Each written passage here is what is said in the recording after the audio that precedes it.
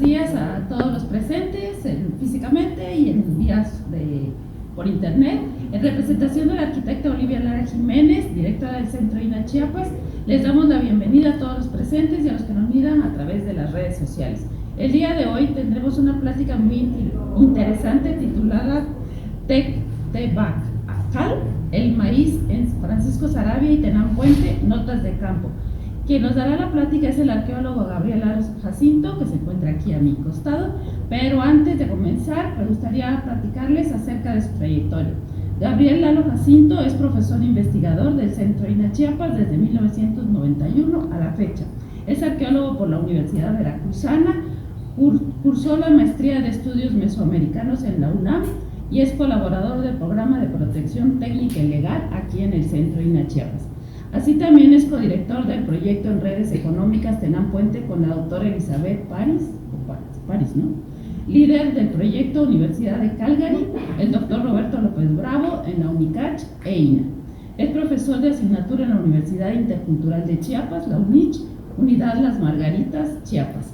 Ha dirigido el proyecto arqueológico Tenán Puente, Chiapas. También tiene diplomados en análisis de la cultura, Coordinación Nacional de Antropología, del INA, Cocinas y Cultura Alimentaria en México, de la Escuela Nacional de Antropología e Historia, y así también director del Museo Arqueológico de Comitán y Sitios Arqueológicos de Tenán Puente, Chincultic y Lagartero. Les pido le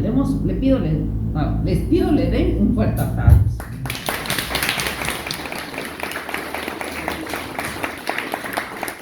Bien, hola, ¿qué tal? Muy buenos días. Muchísimas gracias, Diana, Blanca y sobre todo al Museo y al Centro INA por la invitación y muchísimas gracias a todos los asistentes esta mañana y también a aquellos que seguramente nos verán en algún momento a través de las distintas redes sociodigitales del Instituto Nacional de Antropología e Historia. Muchísimas gracias. Espero que esta charla que ofreceremos esta mañana sea de interés para todo el público y al final los que están aquí presentes, me gustaría escuchar sus comentarios y aquellos que están en línea, pues también en algún momento seguramente podrán contactarnos. Bueno, la charla de esta mañana se titula Tebacal, el maíz en Francisco Saravia y Tenán Puente. Tebacal es una palabra de un pueblo originario, tojolabal, que vive en el municipio de Las Margaritas, principalmente, y Altamirano.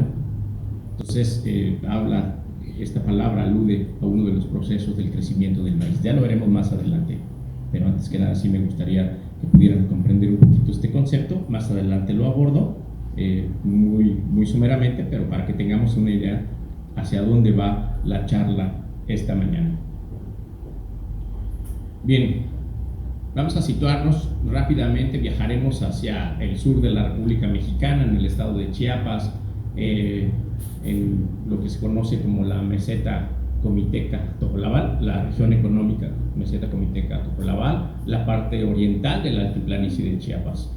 El poblado Francisco Saravia se ubica en el municipio de Comitán, se está situado hacia el 13 kilómetros aproximadamente, 12 kilómetros aproximadamente hacia el suroeste. Para llegar ahí, pues necesita uno ir desde Comitán, viajar y ir hacia la Trinitaria, y luego está el desvío, pasamos al Ejido, y también ahí mismo adelante está el sitio arqueológico de Tenán Puente.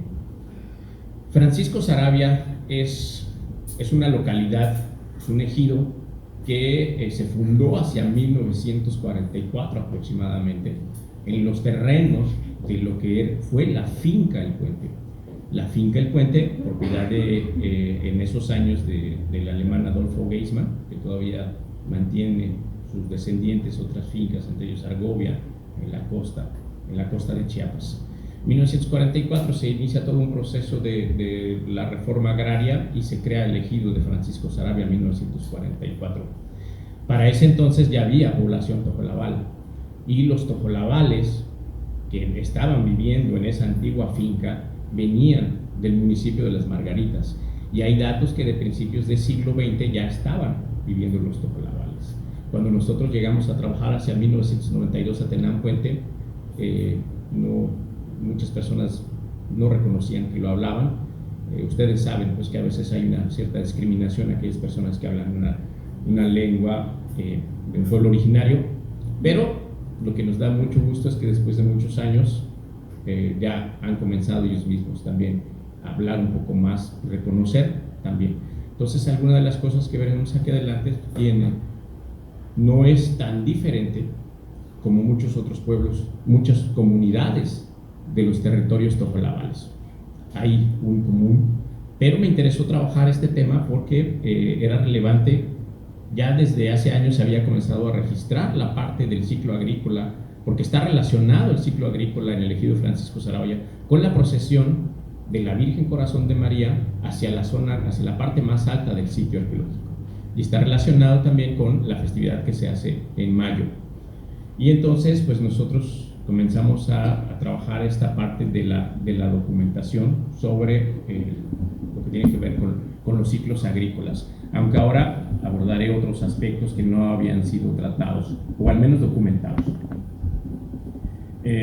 Este trabajo, como ya lo indiqué, pues había comenzado con lo de la Virgen Corazón de María, y sin embargo en el 2019 comencé haciendo una entrevista, que por cierto es mi comadre Rosario, que me platicara algunas cosas de que ella como mujer que pensaba si participaba en las labores agrícolas y qué es lo que hacía en todo este proceso de la producción agrícola.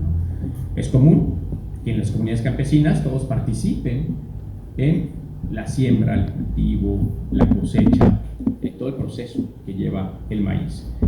Después regresé en pandemia, durante la pandemia del 2021, a hacer otras entrevistas. Trabajé con Arturo Gómez e Isidro Gómez, quizás un poco más cercano para asistir a la milpa y hacer algunas entrevistas con ellos. Entonces, todavía el 2022 en septiembre hice otra incursión para complementar algunos datos. No es una investigación totalmente terminada, por eso se titula Notas de Campo. Estamos en proceso de revisión, corroboración de algunos otros datos, y quizás si fuéramos tan estrictos, decía, apunta a una investigación exploratoria. Estamos viendo qué podemos encontrar y hacia dónde nos vamos a encaminar, y sobre todo relacionarlos con tiempos prehispánicos. No me detendré en esta parte del ciclo agrícola, aunque está descrito en otro documento, pero el ejido Francisco Saravia tiene, digamos, dos temporadas de cultivo del maíz, dos temporadas. La primera, que se conoce como regadío, que se sitúa en las partes bajas de la localidad, muy cercano a los arroyos, en terrenos húmedos, y también, como en muchas otras partes, los preparativos de los terrenos para el cultivo inician desde diciembre. Van a aflojar la tierra, diciembre, enero, y en febrero ya comienzan a preparar el cultivo. Entonces, algunos siembran en los primeros días de febrero, otros a mediados, pero inician en febrero para cosechar agosto, septiembre. Agosto, septiembre.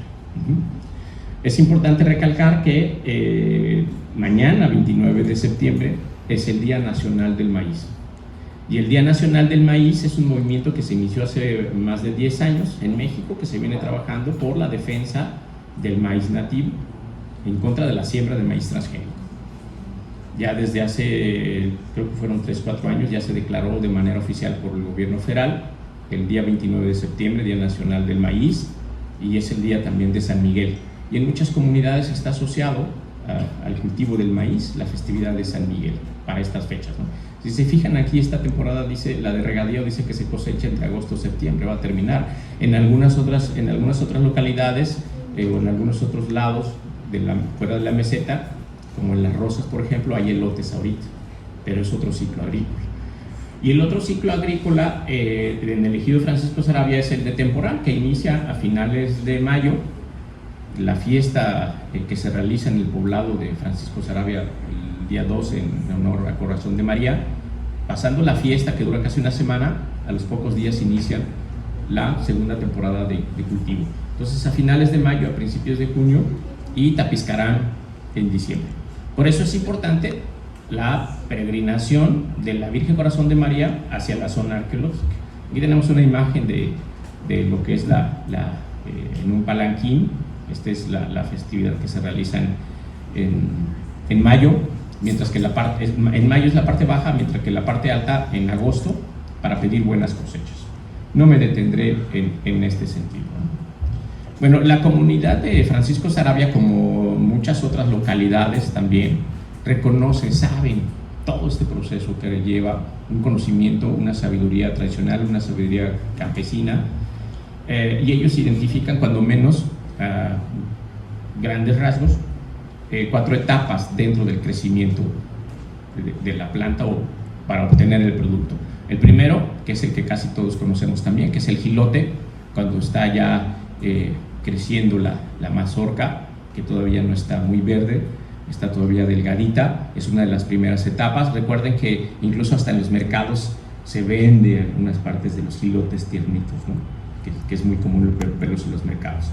Y el siguiente paso, que es el nombre con el cual se inicia esta conferencia, es el tebacal.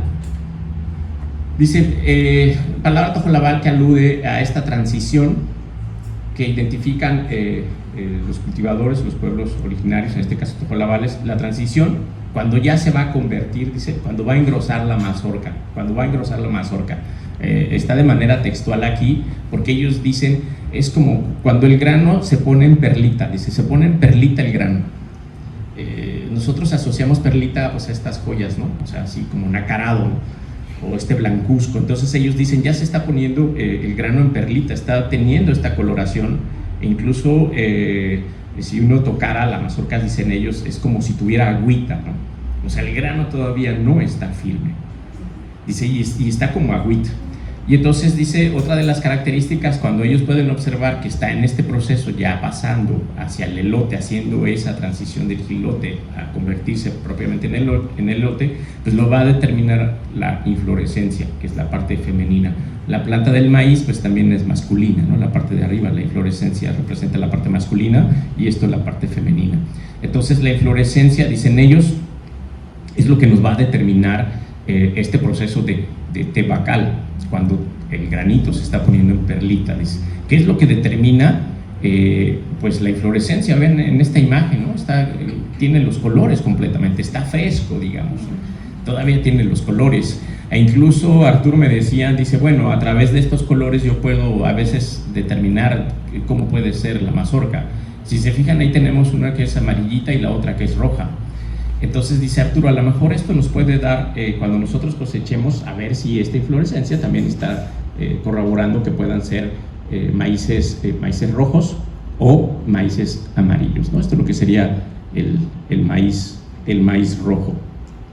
Bueno, y entonces esa parte para ellos es importante porque, como me decía también su esposa, dice, bueno, este año recuerden que hemos tenido bastante sequía y el maíz no se dio como en años anteriores. Ellos decían, reventó el maíz antes que le cayera el agua, ¿no? Entonces quizás no crecerá mucho. El año pasado, estas imágenes son del año anterior, sí hubo suficiente lluvia, más o menos llovió a tiempo, y eso es lo que hace que pueda tener suficiente mazorca y también hasta se ve a veces en la planta, ¿no? O sea, cómo está, si tuvo suficiente agua. Después de eso ya viene lo que es el elote. Y la inflorescencia ya está seco. Dice, es el momento de que ya es elote. Ya la inflorescencia en la planta ya está seco y es el momento del elote, lo podemos cortar. No así cuando está en tebacal, no lo podemos cortar así, sino porque todavía está como que tiernito. Entonces el elote, la indicación es la inflorescencia, no está seco, ya es el proceso de elote y finalmente termina la parte de la mazorca, ¿no? Ya convertido en mazorca, y viene la parte de la cosecha y de la tapizca. Todavía hay algunos pobladores que cuando se hace la tapizca, cuando van a levantar ya la cosecha, algunos prenden todavía velas en la parte central de su milpa. En el centro de la milpa prenden velas, algunos hasta lanzan cohetes. Es una forma de agradecimiento a la madre tierra. En el mundo tojolabal se llama, o lo podemos traducir como nuestra madre maíz, que es Nantigishim, que sería como nuestra madre maíz. Así como existe la madre tierra, para ellos el pueblo tojolabal dice Nantigishim, que es nuestra madre tojolabal. Bueno, perdón, nuestra madre maíz en los tojolabales. Y entonces muchas personas agradecen por este alimento que nos están dando. Otros, una vez que llevan la mazorca hacia los graneros, también prenderán velas. Otros lo hacen cuando casi está, digamos, a la mitad del ciclo agrícola, porque es común que en ciertos meses del año pasen fuertes vientos, o la lluvia venga con fuertes vientos de tal manera que doblará las cañas o las plantas de maíz. Entonces es importante que ellos prendan velas para pedir la protección de que el maíz no sufra daños. En el mundo tojolabal, como en muchas comunidades o en los pueblos originarios, el maíz tiene vida. El maíz tiene vida, tiene corazón, y en el caso de los tojolabales también, y es un ser viviente. Por lo tanto, sufre. Vamos a ver algunos otros conceptos más adelante. Bueno, eso es lo que alude estas partes de jilote, de bacal, elote y finalmente la mazorca, ¿no? Recuerden que la planta del maíz, todo se utiliza, nada se desperdicia, todo es utilizable. Anteriormente las cañas como sistema constructivo, allá les llaman, no sé si también aquí, una vez que la mazorca ya se cosechó, para envolver los tamales, allá le llaman maletas, ¿no? Entonces todo se aprovecha, ¿no? Es medicinal la inflorescencia, ¿no? Las cañas antes se construían en algunas casas o en los graneros. Poco a poco se ha ido perdiendo algunas de estas cosas, por eso es la idea de hacer la documentación y rescatar. Les había platicado que el maíz, como tiene vida, dice, pues es importante que nosotros consideremos estos conceptos que se tienen sobre el cultivo del maíz. Hay unos textos ya publicados por el maestro Carlos Navarrete donde alude que dice que la milpa se entristece si no lo visitan los campesinos. La milpa se entristece, el maíz llora si lo dejan solo. Por lo tanto, en el mundo también prehispánico y quizás como lo ven los propios pueblos, el pueblo tojolabal, del maíz no se puede tirar, no podemos desperdiciar el maíz, ¿sí? Ni cualquier grano, y lo vimos en la comunidad, cualquier grano no puede estar tirado, porque el maíz siente, el maíz llora, y es casi como una ofensa desperdiciar el maíz. Por eso es que lo valoran tanto, y como nos comentó Adelaida, dice es que valorar el maíz implica todo el trabajo que tiene detrás de, por eso no podemos desperdiciar nada, absolutamente nada del grano. Y entonces cuando fuimos con Arturo Gómez a la milpa, él nos decía, el maíz está contento. Si en otros mitos dicen que el maíz, la milpa se entristece porque no va el campesino a visitarlo, aquí Arturo dice, el maíz está contento. Digo, bueno, ¿cómo es esa parte que tú puedes identificar que el maíz está contento? ¿Cómo es esa parte emotiva que tú sientes? Dice, mira, hay dos cosas que nosotros vemos. Dice, si te fijas en esta mazorca que estoy señalando en este momento, dice, va la mazorca, o va el elote, dice, pero además tiene otras hojitas más. Tiene otras hojitas más que no las vamos a encontrar en todas las plantas, ¿no? Y además, dice, imagínate esto, o sea, tiene dos, donde debería crecer una, tiene dos. Dice, y eso para mí es que el maíz está creciendo contento y por lo tanto tendremos también buenas cosechas. Sí es cierto, la milpa se entristece, pero en la perspectiva de Arturo dice que para él el maíz está contento, y encuentro estos dos elementos para determinar por qué el maíz está contento. Quien conozca mejor la historia prehispánica verá que dice el joven dios del maíz, ¿no? Es casi la cabeza y la representación de estos elementos que hacen que se conforme dentro de la plástica maya el dios del maíz. Bueno, estos elementos son importantísimos, ¿no? Porque ya vimos que no se puede desperdiciar nada, o sea, no se puede tirar, el maíz llora, el maíz, la milpa se entristece, y aquí, como dice Arturo, pues el maíz está contento y nos da sus razones y argumentos que él piensa de esa manera. Los instrumentos o objetos que utilizamos para el cultivo todavía que se conservan dentro de la milpa más tradicionales, ¿no? El aguatzú, que es la palabra tojolabal, agutzú le dicen en Francisco Sarabia, aunque sería lo más correcto aguatzú, que es el tecomate para el maíz. Aquí es donde cuando se van al campo a sembrar, llevan lo que ellos le llaman una morraleta, donde va el maíz, y se colocan al frente o a los costados estos tecomates, y ahí van a meter las semillas. De tal manera que cuando utilicen la macana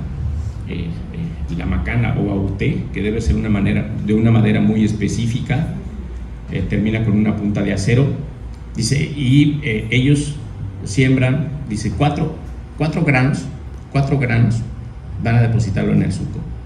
a veces 5, pero normalmente es 3, 4 de ellos saldrá, ¿sí? Y incluía aquí en esta parte porque esto es lo que se llama hachú, que es el famoso tapiscador. Anteriormente, ahora son de metal, vean que tiene aquí como una pulserita, se inserta en esta parte de la muñeca, y es a la hora de la tapizca cuando se inserta y se abre rápidamente, se abren las hojas y ya uno jala más rápido el maíz. Esto en la actualidad lo están haciendo, quizás por la misma, lo sea más práctico, lo están haciendo de metal, pero anteriormente, y así debió haber sido en tiempos prehispánicos, y todavía algunas comunidades registraron que se hacía de hueso de venado. De hueso de venado se hacían estos para a la hora de la tapizca, ¿no? Están cambiando las cosas, pero ellos quizás dicen, bueno, es que es más fácil a veces, ya no tanto, tampoco se consigue venado como antes. En algunas comunidades está prohibido la caza del venado. Y bueno, estos son prácticamente cosas esenciales que todavía se conservan en el ejido de Francisco Sarabia. Una vez que tenemos la cosecha, dice, hay que llevarlo a la troje, al tzuluk netoflabal, hay que llevarlo a la troje. Ya se están dejando de utilizar las trojes. Por ejemplo, es una troje muy sencilla, o sea, a base de maderitas, ¿no? Recuerden, tiene que estar levantado del piso para que no le entre la humedad a la mazorca, y el interior, pues aquí están ya el resultado del cultivo, de la cosecha de ese año. Y la troje, bueno, aquí está, ya es muy diferente. Anteriormente eran de las mismas cañas de maíz, ya tiene hasta techo de lámina y diferentes tipos de madera muy delgadita que se van colocando para construir. Y aquí se deposita lo que se obtiene de la cosecha del maíz. ¿Y qué pasa cuando no se tiene? Bueno, ya algunas personas ya no tienen la troje en casa, pero si la cosecha es abundante, no queda otra más que ponerla en la sala. Y aquí, por ejemplo, abajo está la imagen del santo, siempre hay un altarcito en la parte de la casa, y ahí, ese año a Rosario dice que le fue muy bien en la cosecha de maíz, y bueno, no había lugar donde colocarlo y la tuvo que colocar en la sala. Y entonces le digo, Rosario, oye, ¿pero qué haces con tanto maíz? O sea, no te lo vas a poder comer en un año. Me dice, no, aquí lo que hicimos para que no se eche a perder, dice, un familiar no tuvo muy buena cosecha y lo que hizo fue prestar el maíz. Le prestamos el maíz y en la siguiente cosecha que ella tenga nos los devolverá, ¿no? Yo creo que eso es importante también porque muchas veces pensamos en una parte económica de compra-venta, pero aquí operan otros valores que tienen que ver incluso con la solidaridad y las necesidades. Entonces no hay una mediación económica, sino la satisfacción y la ayuda mutua, como sucede para otro tipo de trabajo en las comunidades. Y bueno, este es el de la derecha, que está en la cocina, o sea, ahí junto al fogón, ahí decidieron poner lo que tenían de la cosecha ese año, ¿no? Junto al fogón, no había otra, y bueno, el lugar más indicado para colocarlo, dado que si nosotros entráramos a esta casita también tenía como una salita, y al fondo está el fogón, lo que es la cocina. Dice, ahí garantizamos que no pueda entrar ningún animalito a comerse, ¿no? A pepenar por el maíz. De estas mazorcas, pues poco a poco se irán seleccionando para desgranarse, y depende las necesidades, se desgranarán y así va quedando los solotes, ¿no? Recuerden que los solotes pues ha tenido diferentes usos. Actualmente se utiliza para prender el fuego. Entonces mucha gente lo que hace es también acumularlo, ¿no? Y con eso se va a prender el fuego.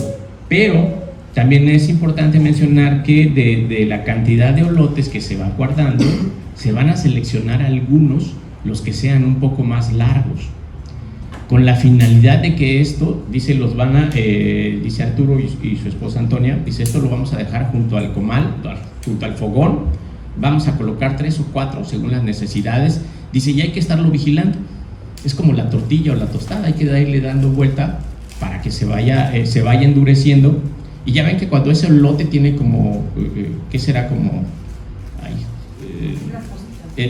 aparte muy rasposo, suelta como polvito, ¿no? Entonces, ¿Y qué es lo que va a hacer con él? Una vez que ya está, digamos así como asado, diciendo que se sometió, si no tiene que tardar mucho porque si no se quema y hay que darle vuelta. ¿Qué es lo que va a hacer esto? Dice, una vez que ya lo sacamos del fogón, hay que como que sacudirlo, perdón, muchas gracias, sacudirlo para que se pueda caer el polvito.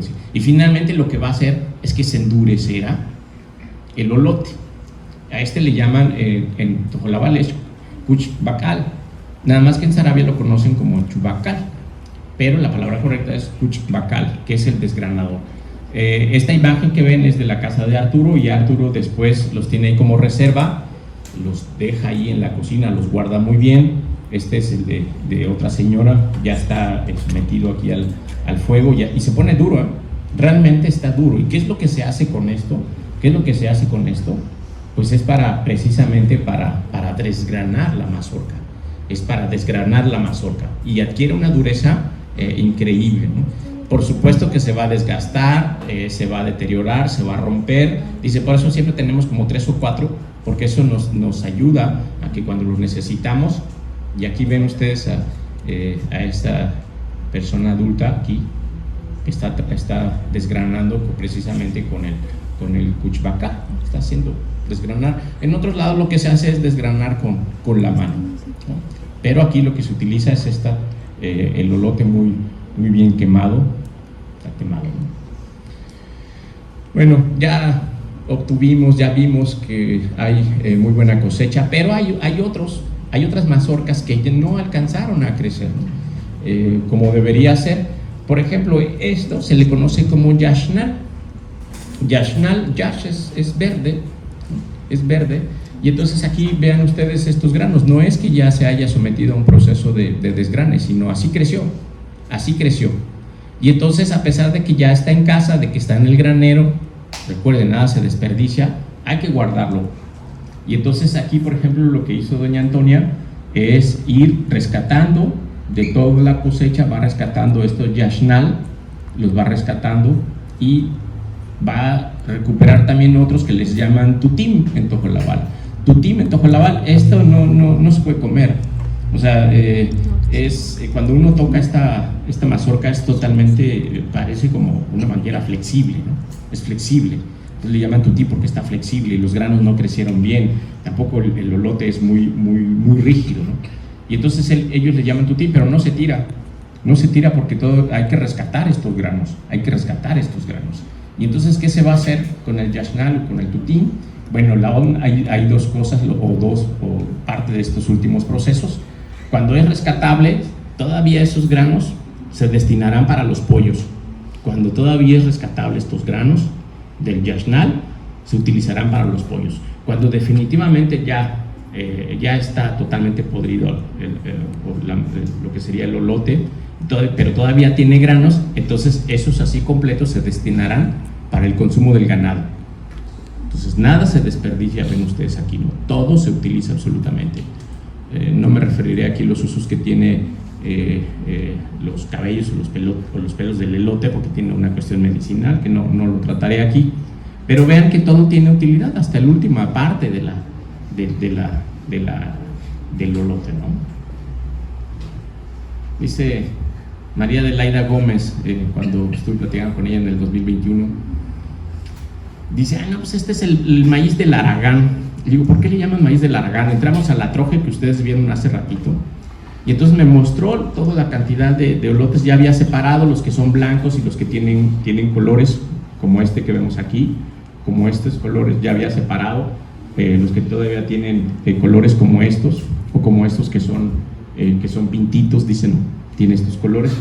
Y me estaba explicando por qué le llaman así. Dice, bueno, yo le llamo, dice, el maíz del Aragán. Dice, porque el maíz rojo necesita más cal y se cuece muy luego. Eso quiere decir que se cuece más rápido en comparación de los otros maíces. Dice, el tiempo de cocimiento es 1 hora y la consistencia de la masa es diferente de este maíz. Dice, el maíz blanco, 1 hora y media a 2 horas, con ella podemos preparar las tortillas o el atol de granillo, mientras que el maíz amarillo, pues también dura casi al mismo tiempo. Se puede preparar el jocoatol o pajalmats, que es el atol agrio. Y el maíz pinto, dice, algunos dicen que es muy dulce y que solamente lo podemos utilizar para la preparación del pozol. Dicen, y las gallinas lo comen, y entonces pues hay que darle otro uso y no lo desperdiciamos más que a lo mejor hacerlo en otro tipo de alimentos.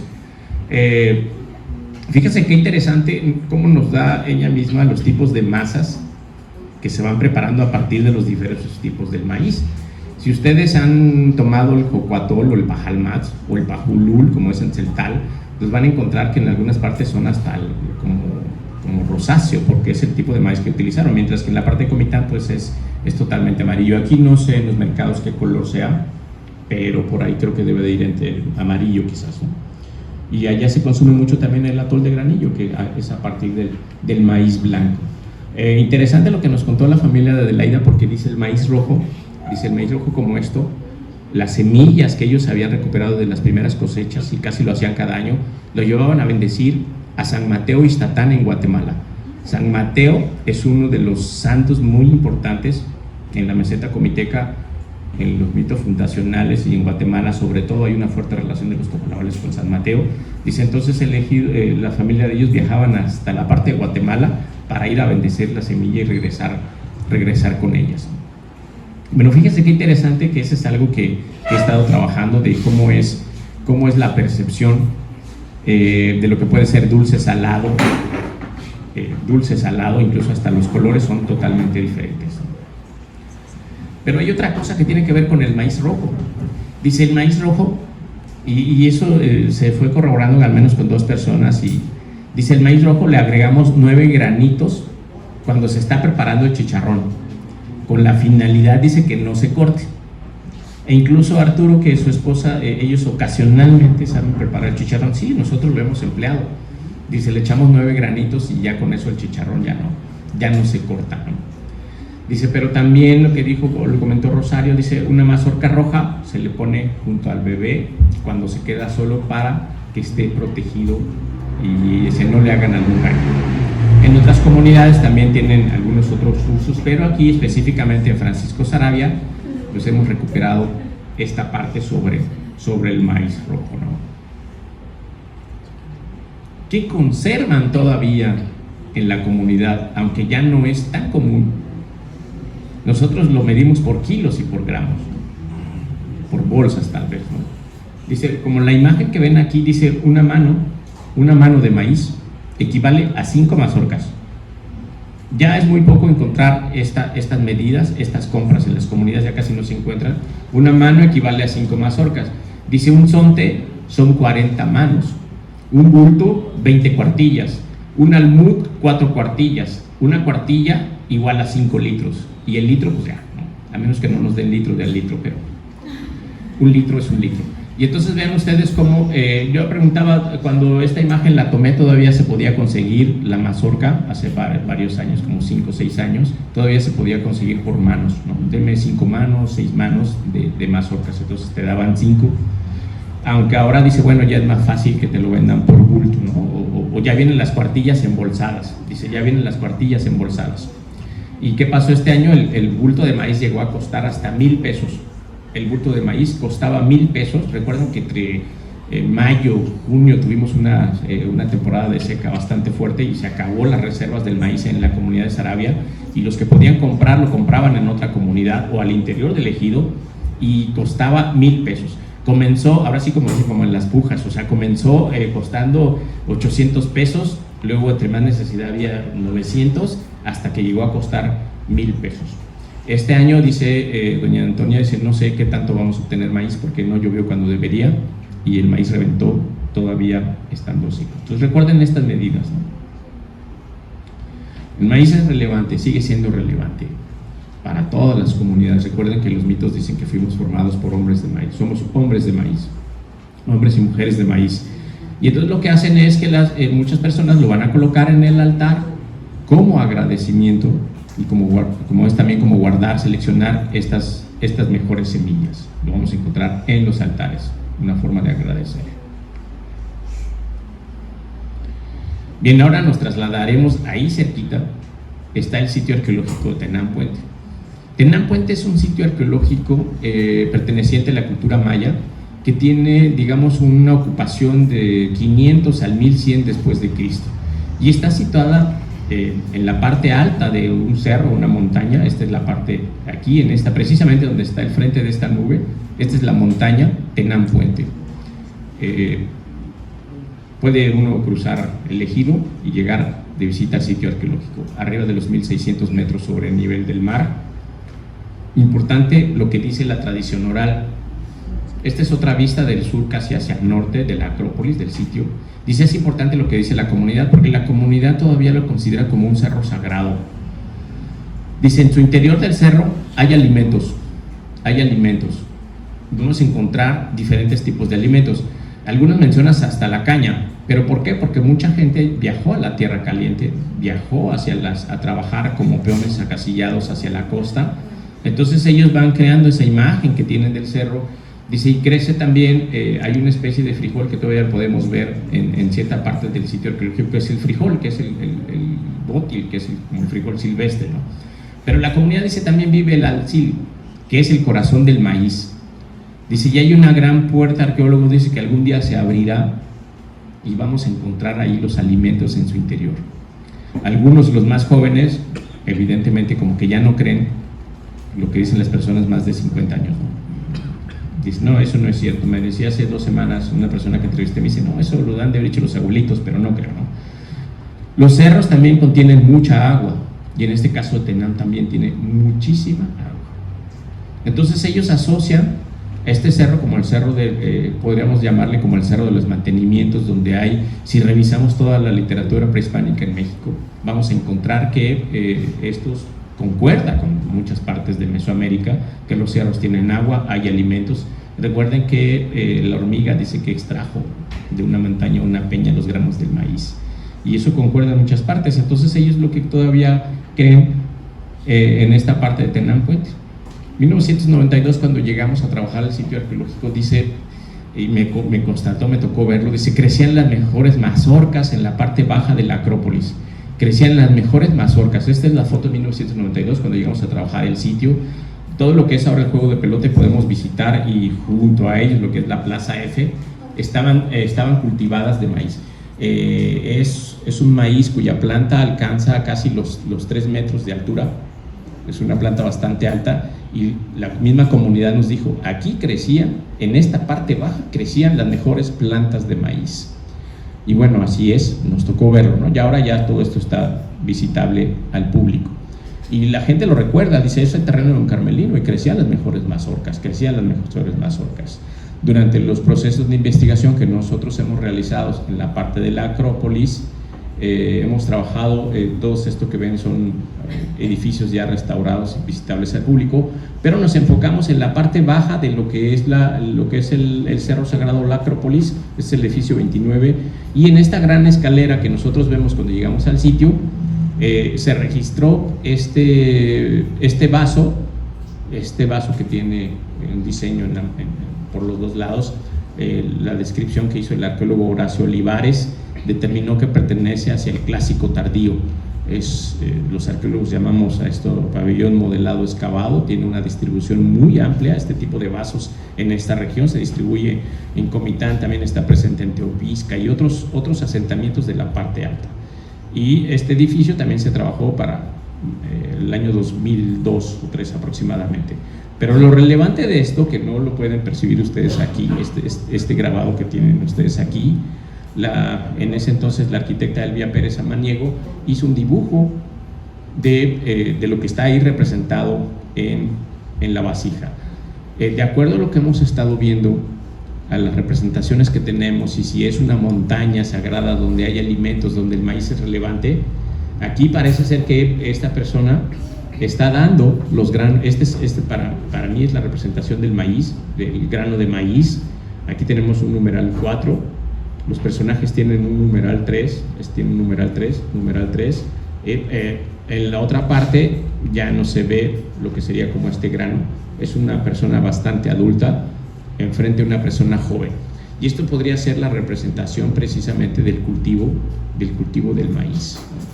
O sea, imagínense, estamos hablando del clásico tardío, parece ser que ahí, desde mi punto de vista, y lo que he estado comparando últimamente, es que hay una representación del maíz.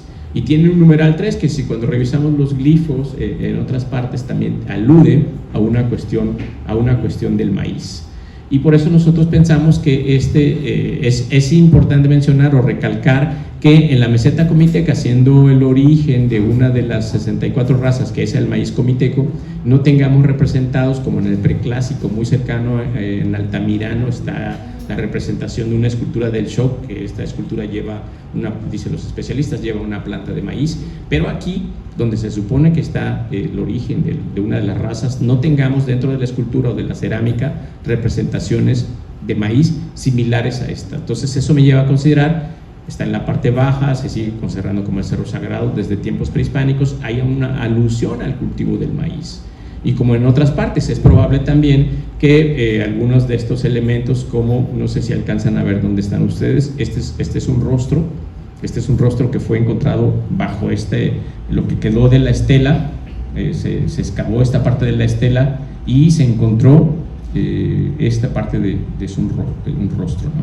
Entonces probablemente, como sucede en otros sitios, hay quizás lo que nos está llevando a pensar que pudiera haber sido también como una ofrenda, o puede ser una representación del maíz, una variante, o tiene que ver con algún ritual relacionado con maíz, como nos está diciendo la representación de la vasija, o obedece a otras causas esta decapitación ritual. Y es lo que estamos precisamente trabajando para poder contrastar nuestros datos. El perro y el maíz.